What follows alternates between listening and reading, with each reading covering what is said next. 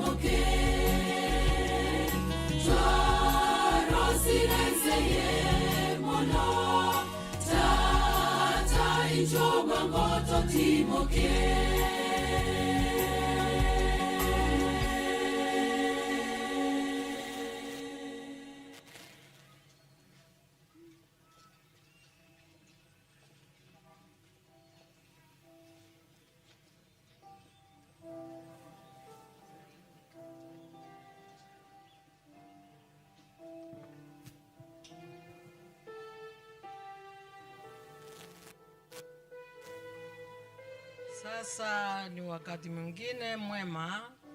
We welcome church choir for a special item. Please, church choir, you are welcome.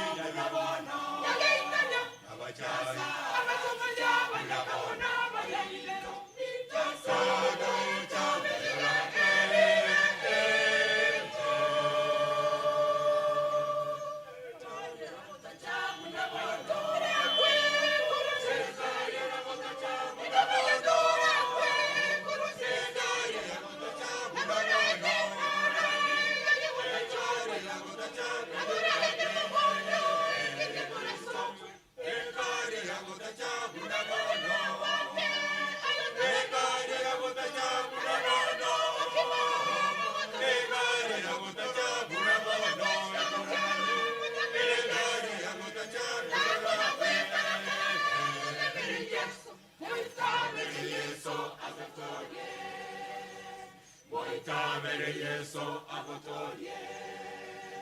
Moitabere Yeso agotoye. Amo Israeli. Akemurunganya. Aseroro ya Edomu. Akemurunganya. Amo Israeli.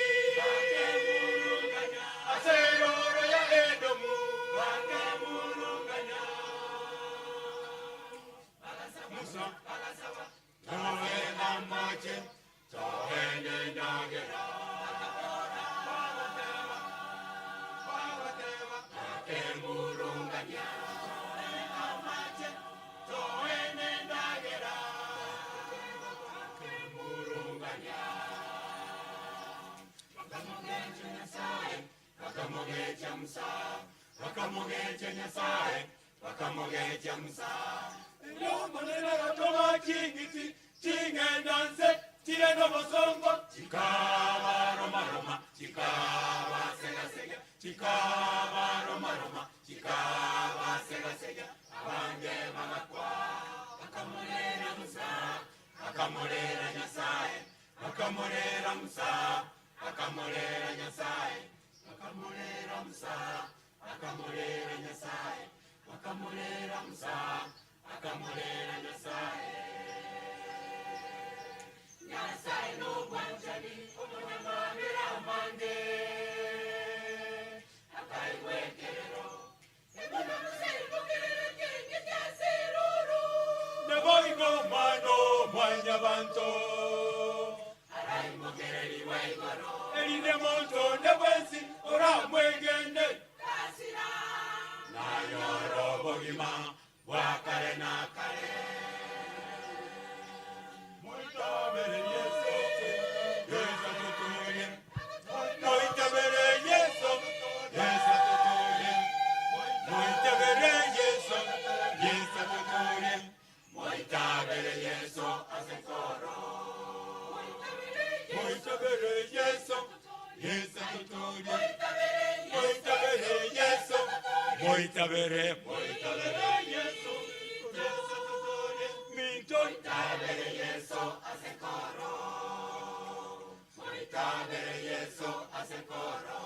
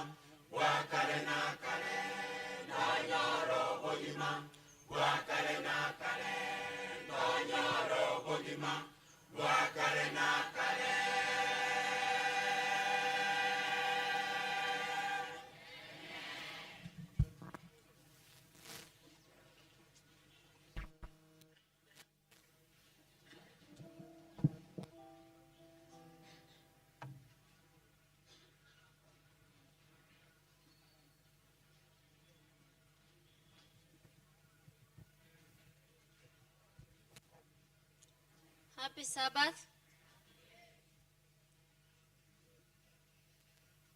My name is Zena. Welcome to the children's song.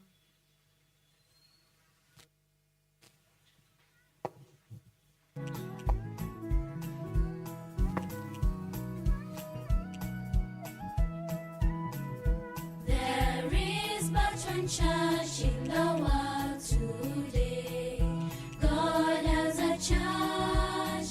He has a church to keep the commandments of God. God has a church on earth.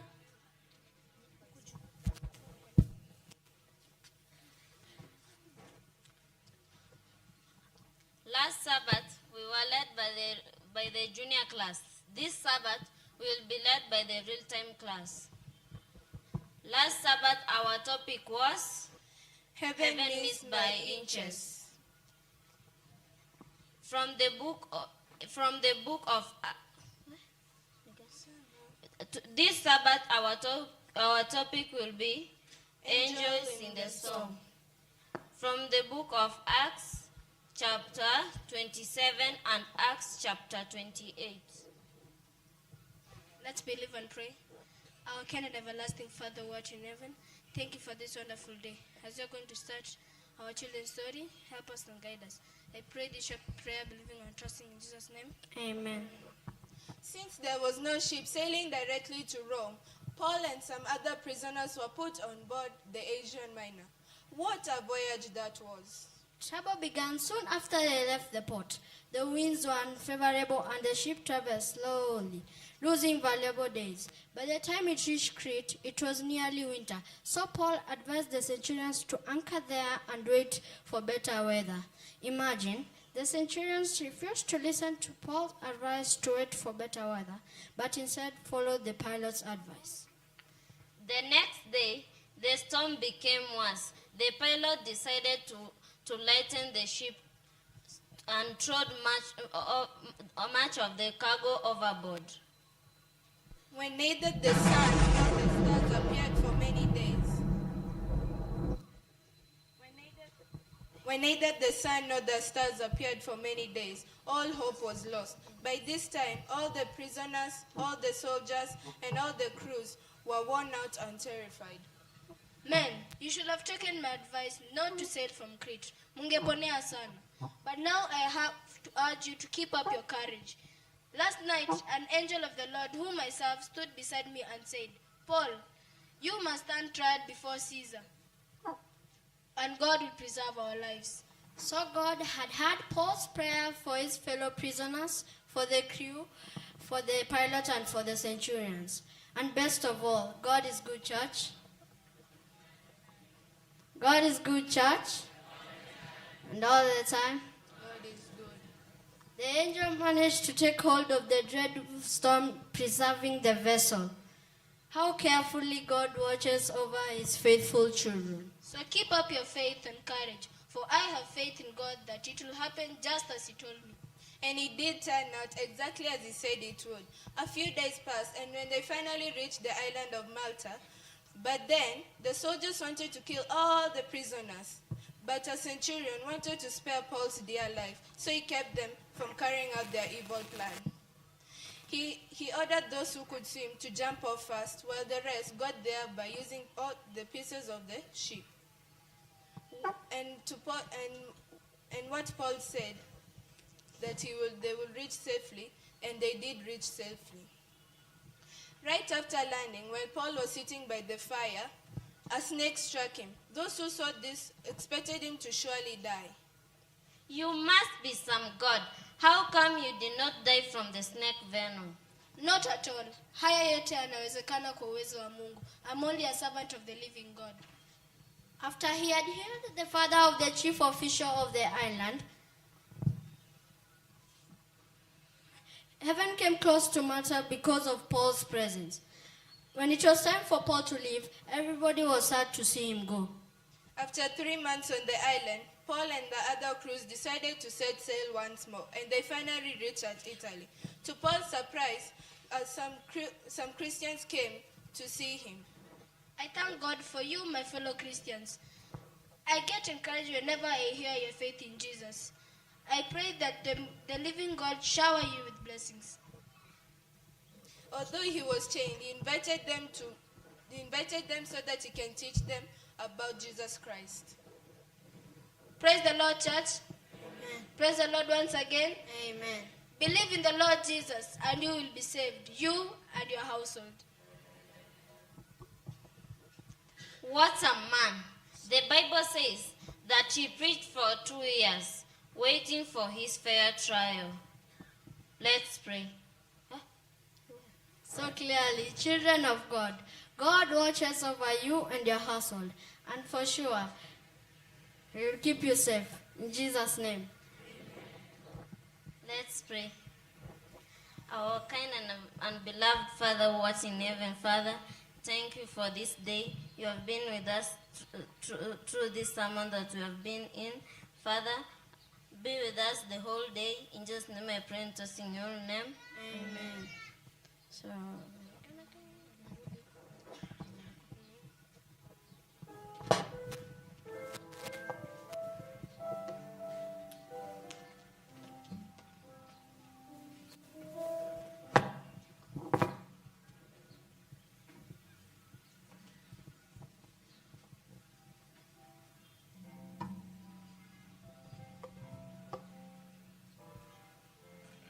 Tungependa kuwashukuru watoto kwa kuleta ujumbe huu kwetu. Na ningependa kuchukua muda huu tena kuwashukuru makwaya yetu yote kwa nyimbo ambazo mmemtukuza Mungu nazo siku hii ya leo. Tunawaalika nyote kwa ibada ya siku hii, na tungeomba kwamba tunapomaliza ibada ya leo tuweze kusema kwamba kweli Mungu wetu amenena pamoja nasi.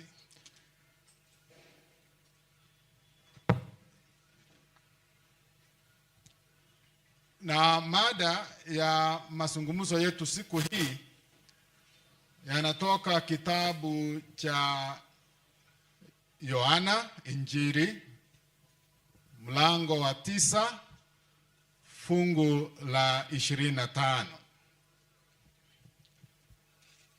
Na mnenaji aliyesoma, msomaji alisoma fungu hili,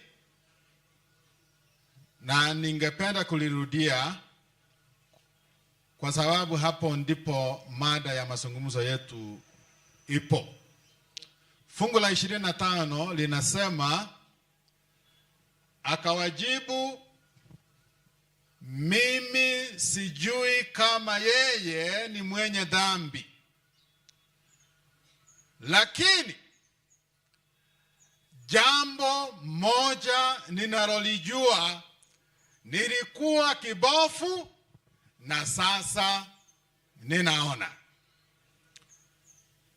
Na hivi leo ninataka tuzungumzie neno moja tu. Sio mawili, sio matatu. Neno ni moja. Tuombe. Aliye Mungu wetu, tena tunaomba ya kwamba unene nasi wakati huu, na asanti kwa sababu umetupatia muda huu. Na unapozungumza nasi, ewe Mwenyezi Mungu, kila mmoja wetu awe tayari kuisikia sauti yako.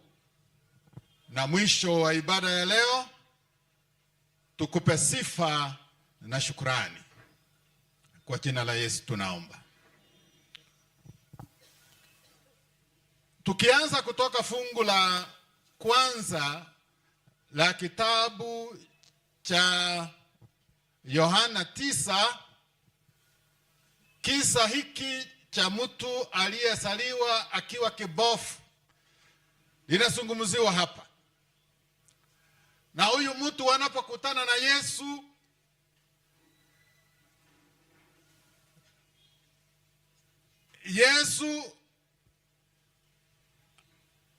wanafunzi wake wakamuuliza swali hili. Na huyu mtu, we mwalimu, tuambie, huyu mtu ambaye ni kipofu kutoka kuzaliwa kwake, ni nani aliyetenda dhambi? Ni yeye ama ni wazazi wake? Kwa sababu kwa wakati ule magonjwa yote yalihusishwa na dhambi. Kwa hivyo ulipokuwa mgonjwa, watu walikuwa wanafahamu ya kwamba ugonjwa huu umeupata kwa sababu umetenda dhambi. Na wanafunzi wakataka kufahamu hili. Na Yesu akawajibu katika fungu la 3 akisema, huyu mtu wala wazazi wake hawakutenda dhambi. Alisaliwa kipofu ili kazi za Mungu zidhihirishwe katika maisha yake. Fungu la 4, yanipasa kuzifanya kazi zake yeye aliyenituma wakati bado ni mchana, kwa sababu usiku wacha. ambapo hakuna mtu awezaye kufanya kazi. Wakati niko ulimwenguni, mimi ni nuru ya ulimwengu. Na kwa hivyo Yesu katika kujibu swali hili la wanafunzi anazidi kujifafanua kwao zaidi na kuambia ya kwamba ninajua kuna jambo ambalo pengine hamjaelewa, ya kwamba mimi ambaye nimekuwa nanyi, ukinifahamu mimi, basi giza halitakuwemo kwako na maishani mwako kamwe. Na ndio sababu anasema yeye ndiye nuru ya ulimwengu, ili kwamba hata katika upofu wetu, hata kama ikiwa ni upofu wa macho, ukimfahamu Yesu, hata macho yako yasipofunguliwa, basi utakuwa unaona, kwa sababu utakuwa umefahamu kilichokuwa kiini cha Yesu kucha ulimwenguni. Na ndiyo sababu Yesu anajaribu kueleza haya. Ukisoma unapomalizia kitabu hiki katika fungu la 41, baada ya kugundua ya kwamba wa Mafarisayo walikuwa hawaelewi mambo haya, anasema ya kwamba waweza ukawa na macho na usione, lakini ikiwa utamkubali Yesu Kristo, basi upofu wako unaondolewa. Ndio sababu Yesu hapa katika fungu la 41 anasema, if you were blind, you will not be guilty of your sin. But now that you claim you can see, your guilt remains. So Yesu anawaambia kwamba kwa sababu munasema kwamba munaona, na katika kuona huku kwenu, basi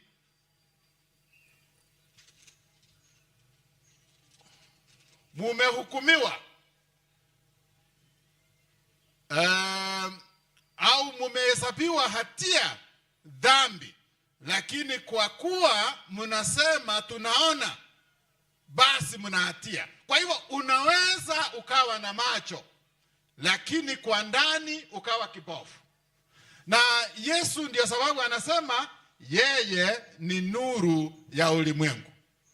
Na anataka wanafunzi wake waelewe kwamba ukikubali Yesu Kristo, hata kama wewe ni kibofu, Yesu atakusaidia na utaweza ukaona tena. Utaweza ukaona tena, aidha kufungue macho, lakini cha muhimu zaidi atakufungua macho yako ya ndani. Na akishakufungua macho yako ya ndani, utaweza kuutangazia ulimwengu huyu Yesu ambaye umekutana naye. Sasa huyu mtu ambaye amekutana na Yesu mara ya kwanza, na katika hali hii ya kuongea, huyu mtu anaonyesha kwamba ako na nia ya kutaka kuona. Yesu akatema mate kwa udongo au ardhini, akatengeneza tope, na kwa mate akampaka yule mtu kibofu machoni. Kisha akamwambia, nenda ukanawe katika bwawa la Siloam. Ndipo yule kipofu akaenda akanawa, naye akarudi akiwa anaona.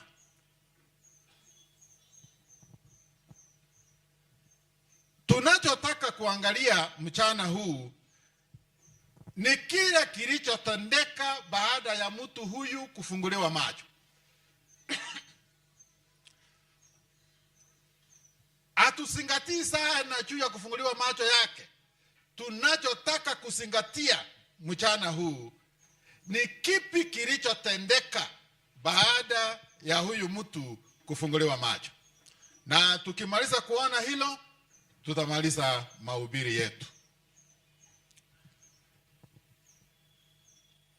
Tunachoelewa ni kwamba huyu mtu, kitu cha kwanza, hakuwa mwalimu, yeye hakuwa mhubiri. Vile ambavyo tumeelewa ya kwamba yeye alikuwa kipofu, na kazi aliyoifahamu zaidi ni kuomba msaada kutoka kwa watu. Lakini huyu mtu alipokutana na Yesu, jambo linalodhihirika ni hili, ya kwamba hata ngawa hakuwa mtu ambaye amefundishwa kwa mambo ya Injili, hata ngawa hakuwa na mali, hata ngawa hakuwa amesoma sana, hakuchua chochote kabla juu ya huduma ya Yesu au zaidi ya yale ambayo aliyokuwa anatendeka katika kazi ya Yesu Kristo. Lakini alikuwa anajua ya kwamba yeye alikuwa kibofu, na sasa anaona. Kilichokuwa cha muhimu kwake ni kwamba alikuwa amekutana na Yesu, na Yesu alikuwa amefanya jambo ambalo haikuhitajika watu wasidi kuliongelea juu yake. Watu walikuwa wanastahili kumshukuru Mungu kwa yale ambayo alikuwa yamefanyika katika maisha yake. Kwa Kristo tunastahili tuelewe hili. Kila ambacho Kristo anachohitaji kwetu ni kwamba tunapokutana na yeye, ni kipi hiki tunachokifanya baada ya kukutana naye? Yesu anapobadilisha maisha yetu, ni kipi ambacho tunazingatia kila wakati? Mazungumzo yetu na yale yote ambayo tunayostahili kuyafanya lazima yasunguke katika ile mada ya yale ambayo Yesu Kristo ametufanya tukayajua, tukapitia kwayo, tukayafahamu baada ya kukutana naye.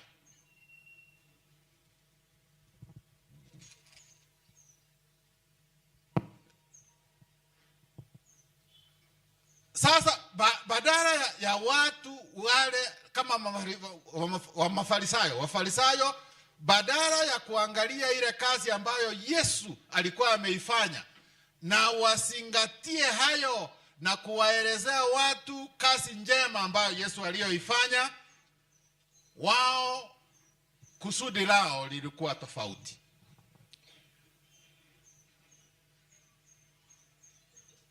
Walikuwa wanataka kufanya ulimwengu na wale wote ambao waliosikia hadithi hii wakubali ya kwamba huyu mtu alikuwa hajazaliwa akiwa kipofu, na walikuwa wanataka hata wamlazimishe ya kwamba wewe itikia ya kwamba hukuwa umezaliwa kipofu. Lakini huyu mtu hakukubali kuitikia jambo hili. Unajua, mara ya kwanza walijaribu kuzungumza na wazazi wake, na wazazi wake kwa sababu walikuwa wameogopa kile ambacho kingetendeka kwao, kwa sababu yeyote ambaye alikuwa anaitikia ya kwamba Yesu ni mwana wa Mungu na alikuwa na uwezo wa kufanya miujiza ambayo aliyokuwa ameifanya, wewe ulikuwa unaondolewa ushirika kutoka sinagogi. Na ndio sababu tunaona wazazi wake walipoulizwa na Mafarisayo ya kwamba, je, ni kweli huyu mwana wenu alikuwa amezaliwa akiwa kibovu tangu mwanzo? Wazazi wake kwa kuogopa kutolewa ushirika walihepa na wakasema, sisi tunachokijua, huyu mtoto alizaliwa kwa kweli kipofu, na jinsi alivyoona sisi hatufanyi nini? Hatufahamu. Na kwa sababu miaka yake imetosha, muulize. Na walipokuja kwa kijana huyu, kwa sababu waliona kwamba tayari wazazi hawakutaka kutoa ushuhuda ya kwamba Yesu alikuwa amemponya mtoto wao, basi wakaja kwa kijana na ndipo wakamuuliza swali hili. Lakini kijana, tunavyoona, kijana hakutetemeka, hakuogopa jinsi ambavyo wazazi wake walivyoogopa. Na ni kwa sababu yeye alikuwa tayari amepitia the experience of meeting with Jesus Christ.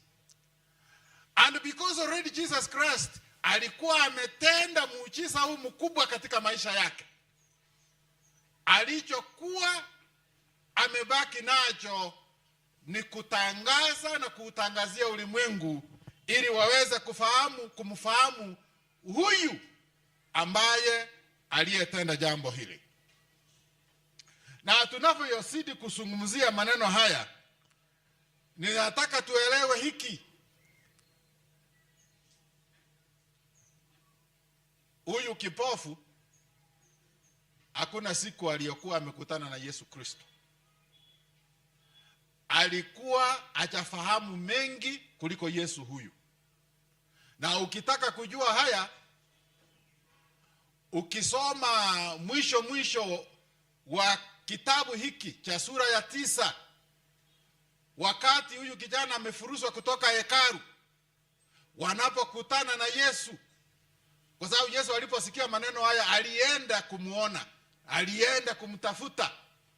Na Yesu alipokuwa anaongea naye, Yesu aligundua ya kwamba hata alikuwa amfahamu, hakujua Yesu ni nani na hakujua Yesu alikuja kufanya nini, mpaka wakati Yesu anajitangaza kwake. Lakini hata kabla hajamfahamu huyu Yesu ni nani, kutokana na kitendo kile ambacho Yesu alikuwa amekitenda kwa kumfungua macho, alikuwa tayari kusimama kidete na kusema ya kwamba siwezi kuitikia huu uongo ambao mnataka kuuweka kwa akili yangu, kwa sababu ninachokifahamu ni hiki: mimi nilikuwa kibofu, lakini sasa ninafanya nini?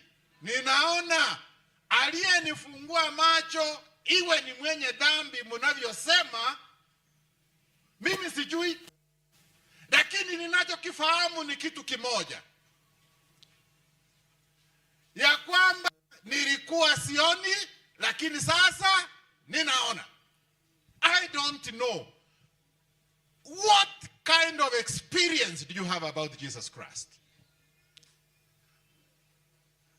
Na tulivyoanza tumesema kwamba you don't need to know so much about Jesus Christ.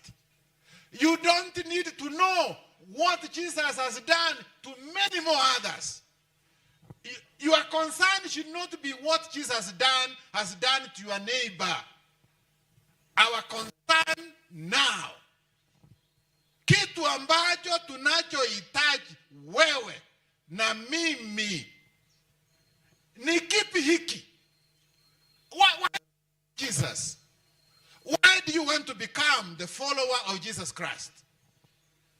Ni kipi hiki ambacho Yesu amekufanyia wewe?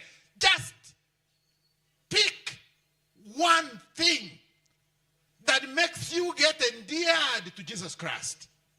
What is this one experience you can share with us? And once you identify this one experience that you have had with Jesus Christ, hii ndio itakayokusukuma maishani mwako yote, ili mtu au kitu chochote kinapotaka kukutenga na Yesu huyu, utasema, wewe niambie mambo mengine, lakini huyu Yesu ambaye unayeniambia nisiwe na habari naye kwa sababu ya jambo hili simfahamu mwingine isipokuwa huyu. And this is one thing that each one of us this morning, we want to ask ourselves, which is this one thing that makes you continue to be in this Christian walk that Jesus Christ has done to you, that Jesus Christ has done to me. This is this one experience that will make the whole difference in your life. And as I've said, it shouldn't be your concern, because your experience about Jesus Christ can never be the same experience with your neighbor. Jirani yako ako na experience yake. Don't start admiring the experience of your neighbor. Wewe ni kipi hiki ambacho unachokikumbuka juu ya Yesu Kristo, ambacho kinachokufanya ukasema ya kwamba ndio Yesu wangu, na liwalo lolote lile, I must continue. Nitakaa katika safari hii, nitembee nawe mpaka mwisho. Na kwa hivi sasa, kabla tutaendelea, nawaita preach camp, museme mnatembea kwenda wapi? Mnatembea kwenda wapi?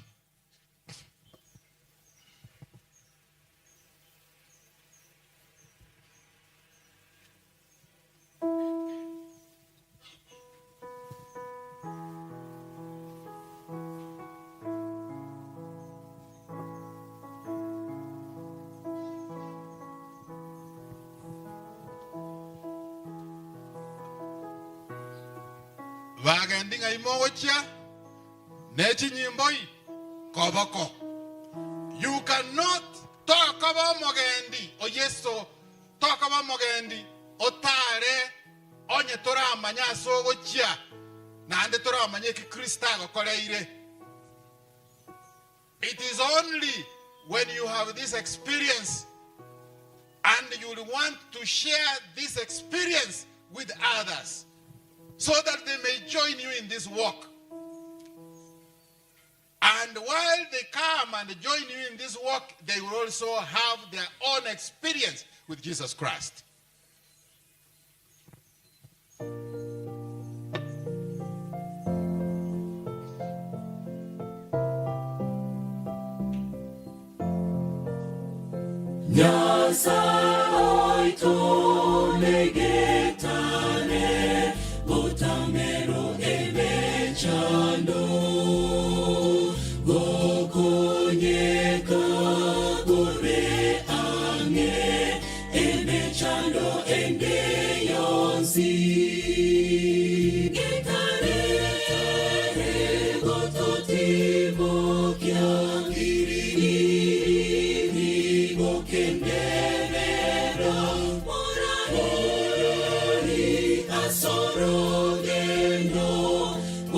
butamero emechano.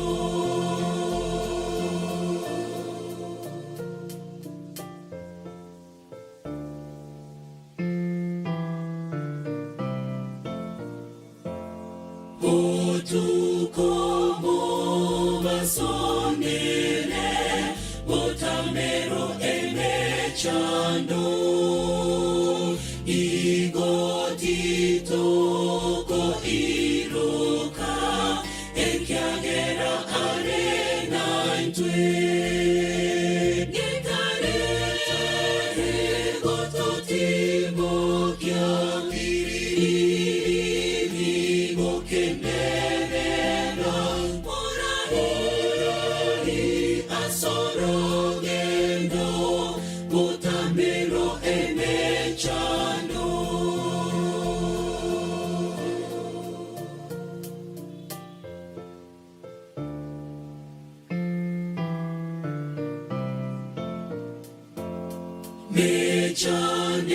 Mechanene tonyora butamero emechano. Twamanyire no moreni oyore ange botame. Gitareta egototimo kiakiri gokemerera morari asorogendo butamero emechano.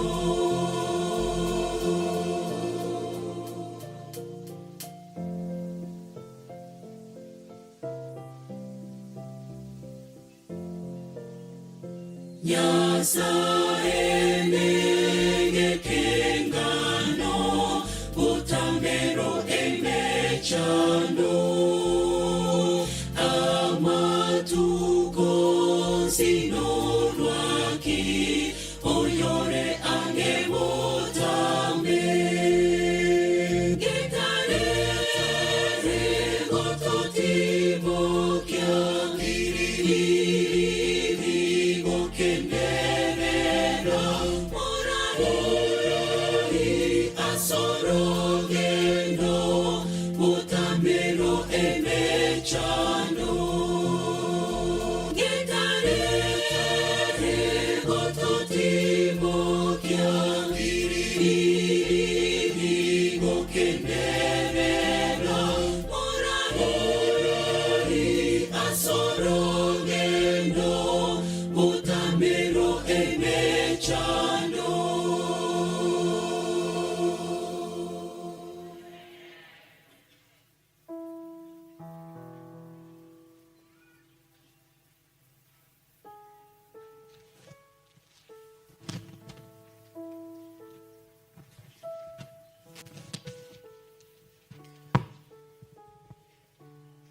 Ningependa tunapomalizia tuangalie mafunzo kidogo tunayoyapata kutoka kwa huyu mtu ambaye aliyesaliwa kipofu. Somo la kwanza ni ya kwamba mtu huyu alikuwa katika hali ya kuhitaji sana. This man was in desperate circumstances. One thing I know is that this man was desperate. Huyu mtu alikuwa katika hali ya kuhitaji. Hakujua cha kufanya. Hangeweza kujisaidia. Na kwa wakati huo alipokuwa anaishi, hapakuwa na mtu ambaye alikuwa ameponywa, ambaye aliyekuwa amezaliwa kipofu tangu kuzaliwa. Na huyu mtu alikuwa ameelewa ya kwamba hangeweza kujiokoa nafsi yake. Na hii ndiyo picha ambayo au hali ambayo sisi tunaoishi sasa tunajikuta kwayo. People are desperate. Watu wako katika hali ambayo wamechanganyikiwa. Maisha yao yako out of control. They have strong desires which guide them, not wise thoughts. Kwa sababu saa hii unakuta watu hata ukiangalia zile decisions they make, unasema hii kwa hakika is not coming out of wisdom. Haya ni mambo ambayo yanayoongozwa na tamaa zetu.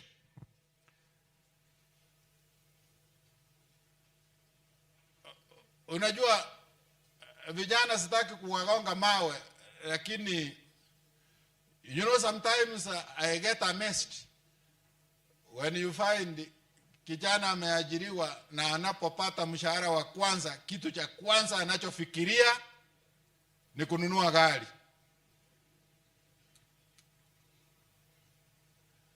Anachukua loan kabisa, ananunua gari, tena ananunua gari kubwa. Lakini kuanzia hapo kuendelea unasikia mami sina chakula, mami sina hiki, mami, na unajua wakati hawapitia hata kwa baba, wanapitia kwa mama. Mama sina hii, sina hii. Lakini ile mshahara yake kidogo imeenda wapi? Kwa gari. So this kind of desire, this kind of action is guided by our desires and not wisdom. Because in these circumstances, first things must come first. Wanahitaji vitu, lakini hawajui jinsi wanaweza kupata vitu hivyo.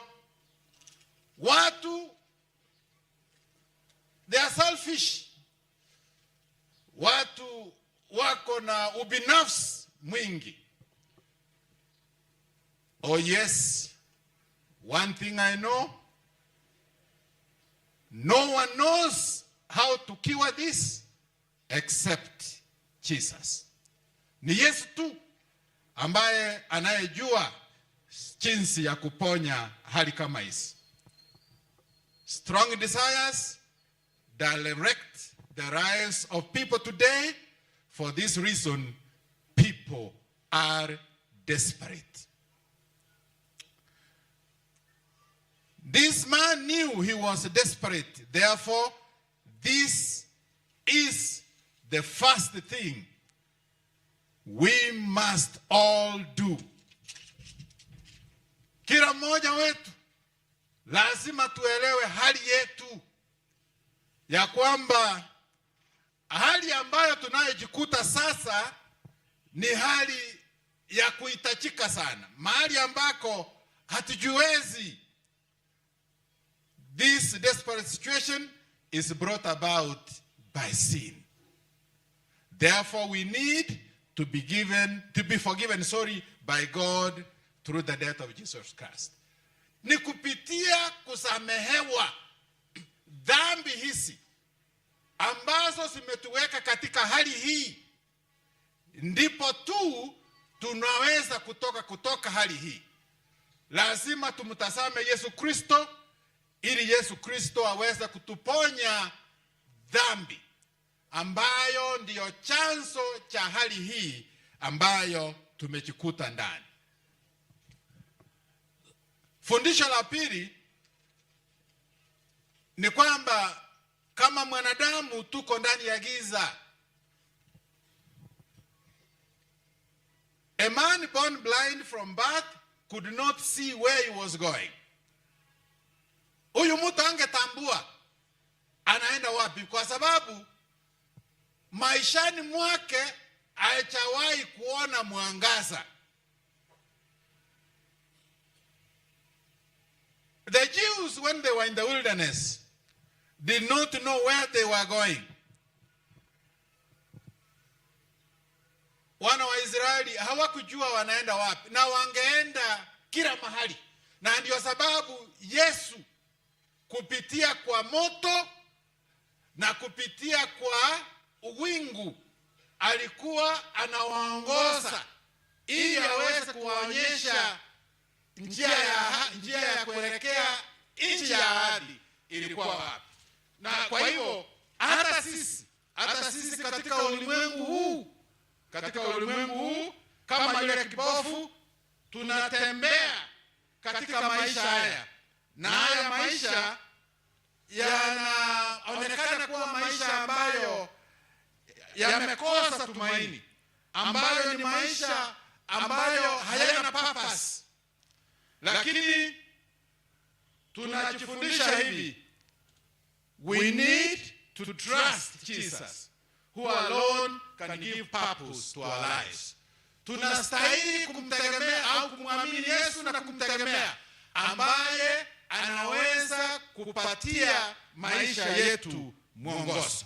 Yes, one thing I know, we can only walk safely through this life of darkness when we let Jesus guide our lives. Lesson number 3, the man had to do something himself.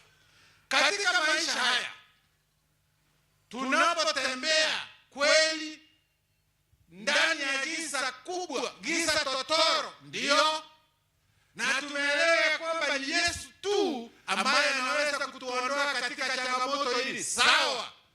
Lakini Yesu huyu hawezi kukulazimisha uamue kutembea katika nuru. Hawezi kukulazimisha. Na ndio sababu huyu mtu ambaye aliyekuwa kipofu, Yesu alipotengeneza matope na akapaka katika macho yake na akamwambia nende katika pwawa la Siloam na unawe uso, yule mtu angeingiwa na changamoto kama vile Naamani alivyoingiwa na changamoto alipoambiwa na nabii wa Mungu aweze kwenda katika river Jordan na kujitumbukiza ndani mara 7. Huyu naye angeingiwa na changamoto na pengine angejiuliza maswali haya: hii inaweza kusaidia jinsi gani kwenda kuoga kwa mto? Yaani nimepakwa matope, alafu niambiwe niende ninawe katika pwawa. Sasa hii inaweza kunisaidia namna gani? Pengine angeuliza swali hili: mbona nifanye hivyo? Mbona nifanye hivi? Pengine angejiuliza swali hili tena: isi inaweza kunifanya nionekane mpumbavu? Yaani watu wakinikuta nimepakwa matope, hadi sasa natafuta mahali pawa hili lipo ili niweze kuingia ndani, kwa sababu sitaonekana mpumbavu. Je, watu wakiniona nikifanya, si wanaweza kunicheka? Na unajua haya ndio mambo ambayo yanaingia katika mawazo yetu wito unapowekwa kwetu.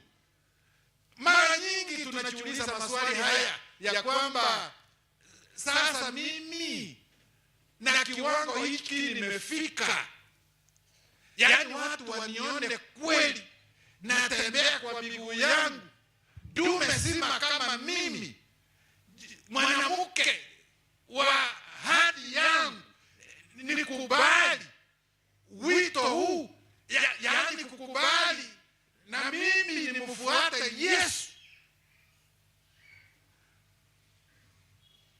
Na nikiwaangalia watu wengi ambao wanaomfuata Yesu, mara nyingine hata weweki. Watu watanionaje? Najua maswali kama haya yangeingia kwa akili ya huyu mjamaa. Kwa hivyo nasi kama huyu mtu aliyekuwa kipofu tunahitaji kusikia Like this man, we too today, when we hear about Jesus, we must do something. Jesus will not force us. We must do the following ourselves. Tunaposikia juu ya Yesu, kuna mambo ambayo tunahitaji tufanye sisi wenyewe, na Yesu hata tulazimisha. Na unajua haijalishi umekaa kanisani miaka mingapi, ndugu na dada, ujumbe huu ni kwetu sisi zote. Sisi zote ni vipofu, na Yesu anahitaji tufanye yafuatayo tunaposikia wito wake. Jambo la kwanza, we must confess our sins to God. Lazima tutubu dhambi zetu, tukiri dhambi zetu kwake Mungu. Lazima tukiri dhambi zetu. We must trust Jesus and obey him. Ni lazima tumwamini Yesu na tukubali kumtii. Na hapa ndiko tuko na changamoto kubwa. Kumkubali Yesu huyu. Kwanza kuitikia makosa yetu. Na unajua tumeambiwa kama Kristo tubebeane mizigo. Haistahili iwe ni kazi yangu kukuchunga, halafu ni kuandame kokote unapokwenda. Lakini ikiwa kuna jambo ambalo ndugu dada unalolifanya na imekuja kwa ufahamu wangu, it has come to my knowledge that you are involved in this kind of activity, when I'm bringing it to your attention, please take it kindly. Because this is the responsibility that God has bestowed on us. I'm not saying that once we get to know what our brother, what our sister is going through, you start sharing it with others. No, bring it to his attention. Him as a person. Continue praying for him until such a time he accepts that that kind of life is a life of sin and must come out of it. So we must trust Jesus and obey. Yes, yule mtu kipofu alipoelewa hali yake ya upofu, Yesu alipomwambia nenda unawe, alienda na akafanya hivyo. Do you think it could have been the same? He could have said, I'm not going. Hata kama mmeweka matope siendi. Could have his eyes been opened? Haya macho yamefunguliwa. Macho yake yamefunguliwa kwa sababu ametii. Kwa hiyo tunahitaji kumwamini Yesu na kutii neno lake. We must say that Jesus is our Lord and Savior. Lazima tukiri ya kwamba Yesu ni Bwana na ni Mwokozi wetu. Kwa sababu usipokiri kwamba Yesu ni Bwana na ni Mwokozi wako, kile Yesu anakuelekeza ufanye huwezi kutii. Kwa hiyo ni lazima tumkiri Yesu kwa Bwana na Mwokozi wetu. Na tukifanya hivyo, basi tutakuwa tumechukua hatua. Pengine watu wengine wanaweza wakatucheka jinsi ambavyo tumesema mwanzo.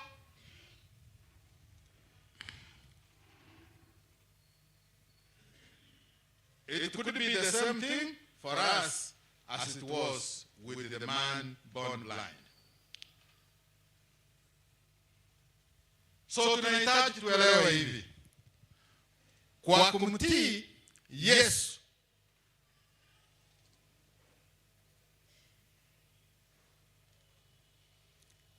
yule kipofu alienda akaoga na akarudi akiona.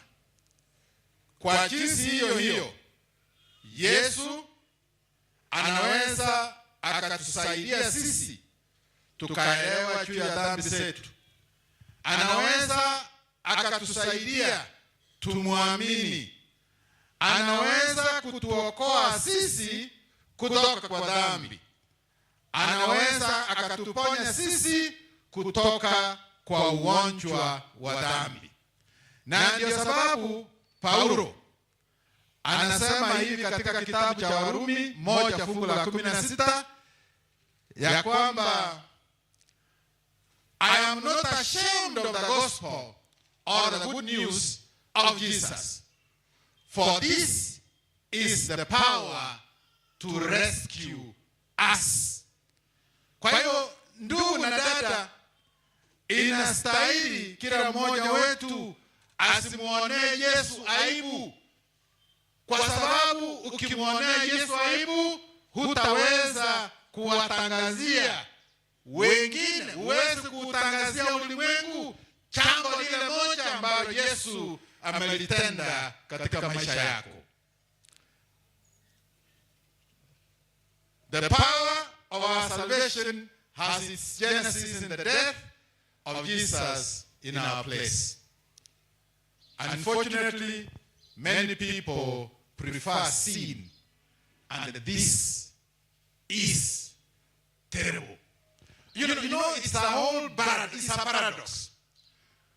Ukiuliza mtu ambaye hana macho, umuulize kwamba ungependa kuishi katika hali hii, yule ambaye hana macho atakwambia ningependa kufanya nini? Kuona. Lakini cha ajabu, sisi wanadamu tumeamua ya kwamba tunafurahia kuishi katika dhambi. Na hii dhambi ndiyo itakayotuangamiza. Na Yesu ametangaza ya kwamba niko hapa ili niweze kukuondolea hii changamoto la dhambi. Lakini tunakuamia dhambi hii. Mbona tusiwe tayari kama vile kipofu angependa kurudishiwa kuona kwake, na sisi tuseme Mungu wetu tuponye kutoka kwa changamoto hili ambalo ni dhambi. Yesu ana uwezo wa kumwokoa kila mtu kutoka kwa dhambi ikiwa tutachagua. Kwa sababu Yesu tulivyoona katika Yohana 9:5 anasema I am here as the light of the world. Yesu yuko hapa kama mwanga wa ulimwengu, na yeyote anayemkubali na kumwalika katika maisha yake kamwe hatatembea katika giza. Wakati wazazi wa yule kijana walipokuwa wameogopa, wale viongozi wa dini walipokuwa wanapatia changamoto, huyu mtu ambaye aliyesaliwa akiwa kipofu, yeye hakujificha, lakini aliamua kufanya jambo hili.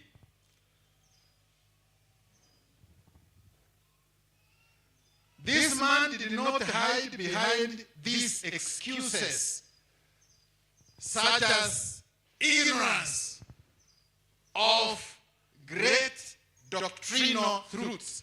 Na sasa ukishamkubali Yesu Kristo kama mwokozi wa maisha yako, by the way, you are not having any other business to do in this life. Wakati ule umemwitikia Yesu Kristo hivi kama mwokozi wa maisha yako, hapo kazi yako ya kumhubiri Yesu huyu inaanzia hapo. Na inadhihirishwa na huyu mtu ambaye aliyekuwa kipofu. Tunaambiwa ya kwamba hakuanza kutafuta vijisababu vya kutofanya kazi ya Mungu. Yeye, he did not hide in this ignorance of the great doctrine. Hakusema ya kwamba unajua nimemjua Yesu huyu saa hii, na kwa sababu hiyo sijaelewa, sijakuwa na ufahamu wa injili sana, mambo ya injili sana, na kwa hiyo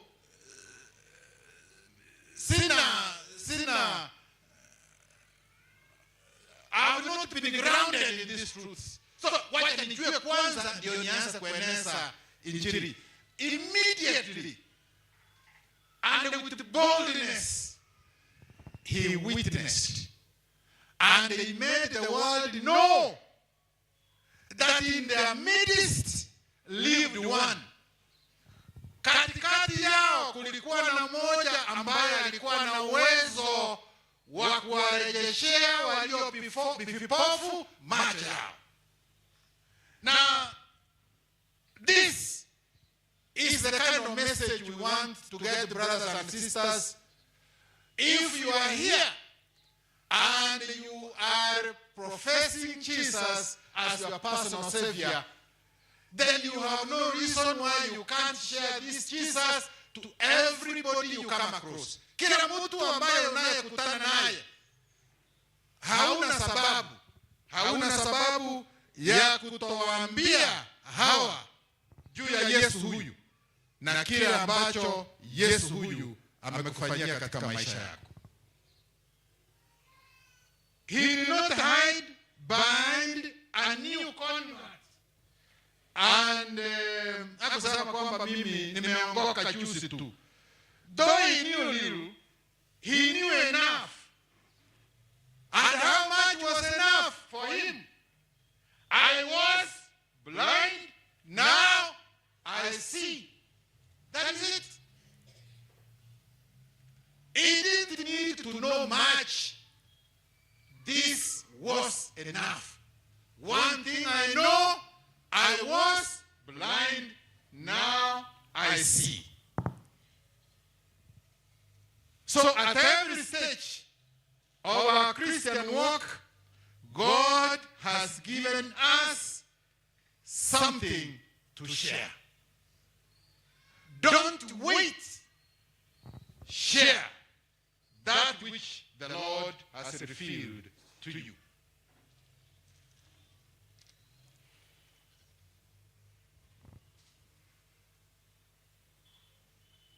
My prayer this morning, or sorry, this afternoon, is that may the grace of our Lord Jesus Christ enable us to be bold for the faith once delivered to the saints. When our parents, family, or friends want to stand with us, that is the time to recall it is He who opened our eyes. He will guard us in the day.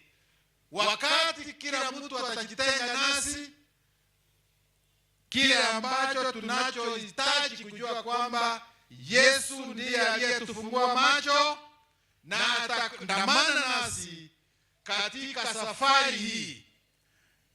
It is not what we know will keep us in that day. It is rather who we know, Jesus, the Son of God.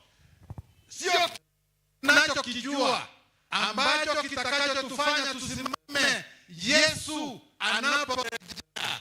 Kile ambacho kitakachotufanya tusimame ni ya kwamba tunamjua Yesu ambaye ni mwana wa Mungu. Kwa hiyo kumjua Yesu Kristo is the experience, the encounter we have had with Christ.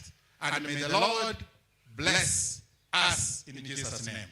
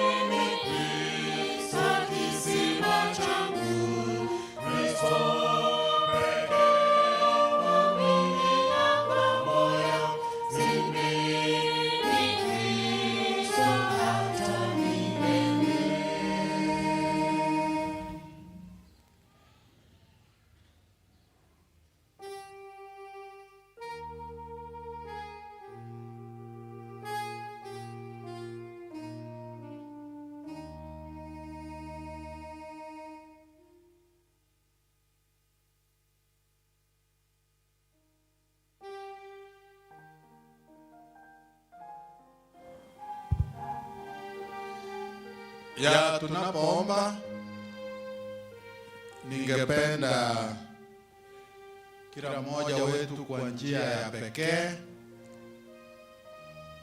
tuweze kuikumbuka familia ya one of the greatest physicians that has ever been in this town, Dr. Nyawoko, who slept in death that's yesterday.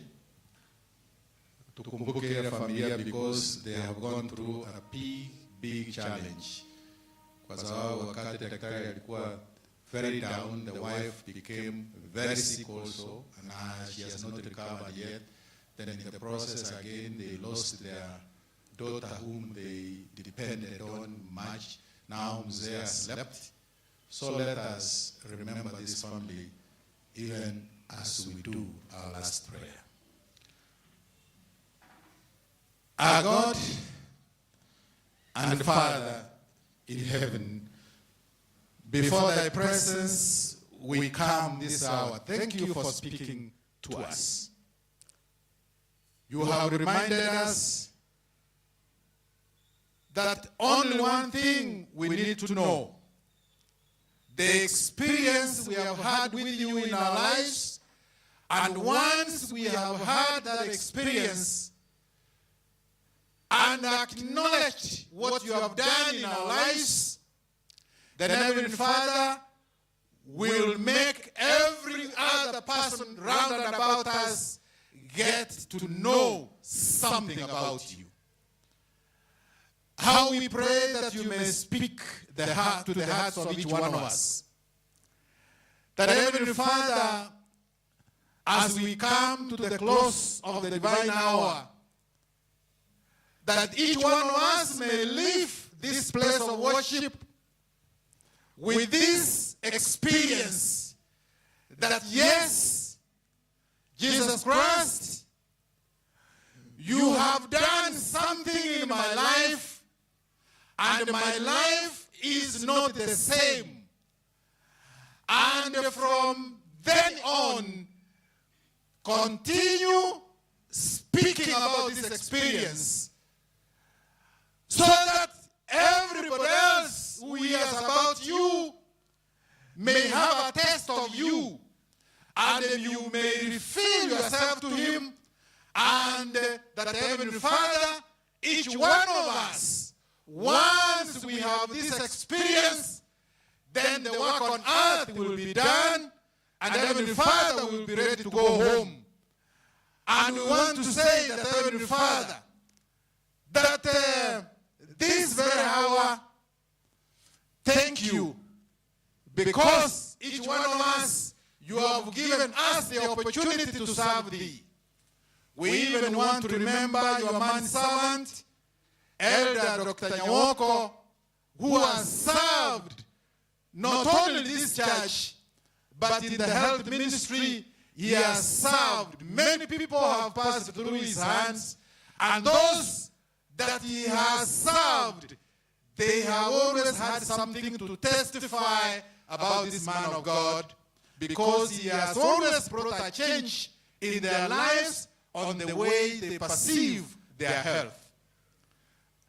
Now that this family, when his family goes through this time of agony, Heavenly Father, we want to bring that family into your hands, that you may guard, protect, and everything that will happen during this time, it may happen to your glory because of your manservant.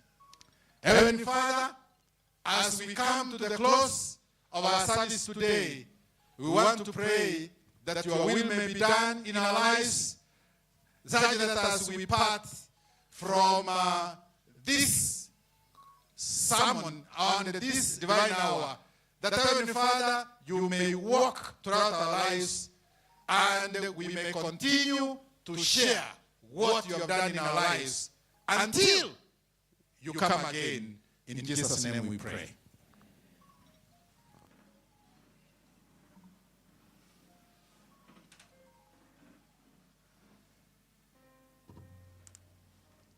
tumefikia tamati ya vipindi vya adhuhuri, lakini tunaomba mtulie dakika 5 hivi tafadhali. Kuna tangazo la umuhimu ambalo linakuja kwetu, kila mmoja atulie, tunawasihi.